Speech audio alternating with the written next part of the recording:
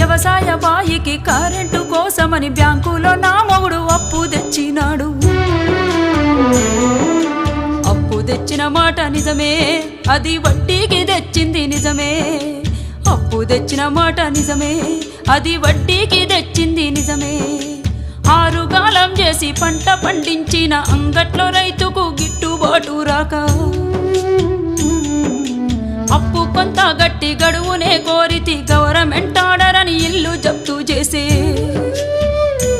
అయ్యా యాడ తెచ్చి గడుదును నేను ఎవరి కాళ్ళ పడుదును, యాడ తెచ్చి గడుదును నేను ఎవరి కాళ్ళ పడుదును. అసలేటి వానల్లో ముసలెట్ల కట్టుకొని మోకాటి బురదలో మడికట్టు దున్నితే